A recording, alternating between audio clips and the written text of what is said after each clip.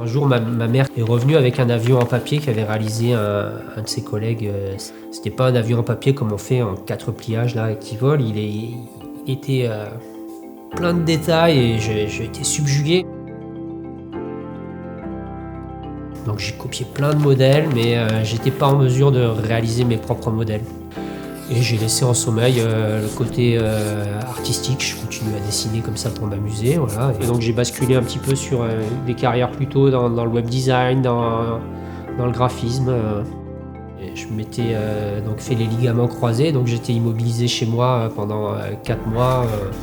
J'avais du carton à portée de main et j'ai commencé par faire. Je me suis dit tiens, je vais m'amuser, je vais faire une tête de gorille. Je me suis pris au jeu et donc de la tête, j'ai fait la bête en entier et c'est parti comme ça. C'était juste pour mon plaisir personnel. Ça a toujours été pour moi. J'avais tous les potes qui me disaient ouah, c'est pas mal ce que tu fais.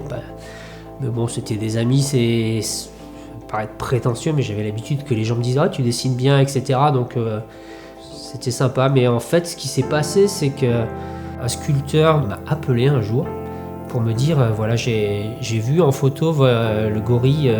Ce que tu as fait, il faut que ça sorte de ton salon. Ça m'a donné un coup de boost incroyable, bien plus que tous mes potes qui n'arrêtaient pas de me seriner. Voilà. J'étais porté aussi par ma tante qui m'a rempli des dossiers pour présenter que 6 mois après, je faisais ma première expo au Grand Palais. J'étais récompensé et à partir de là, c'est parti, quoi. Je suis devenu sculpteur.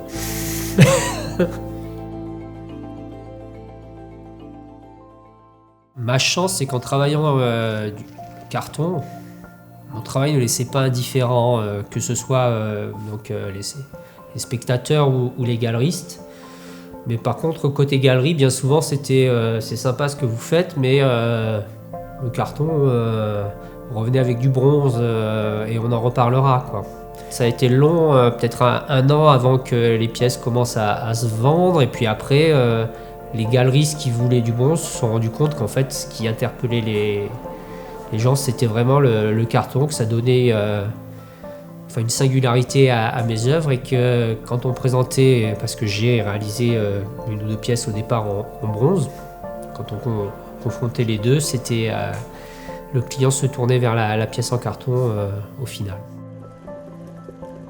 Cette fragilité, à la fois, ça fait peur pour l'acquisition des pièces, mais d'un autre côté, c'est ce qui les rend vraiment émouvantes et qui touche les gens. Donc voilà, je pensais être dans le bon chemin en faisant ça.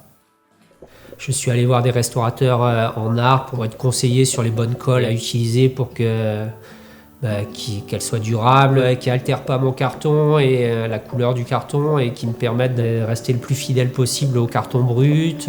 Chaque fois que j'allais voir des professionnels, en fait, j'ai été aidé et ça, j'ai trouvé ça génial. La première fois que j'ai présenté mon travail au Grand Palais, j'ai été surpris et énormément touché, en fait, par l'émotion que je pouvais créer chez les gens. Et ça, je l'avais pas perçu. Jusqu'à présent, je travaillais pour mon plaisir à moi. Mon travail n'était pas destiné aux autres, en fait.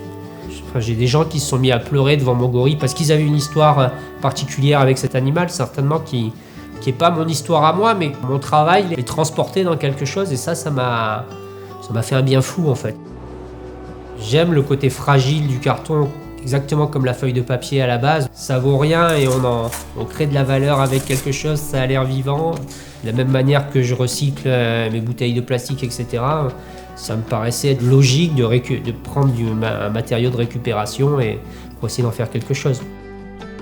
Naturellement, je me suis retrouvé à travailler sur la mythologie parce que ça a bercé mon enfance et je suis à moitié asiatique, donc tout ce qui touche à l'Asie m'attire.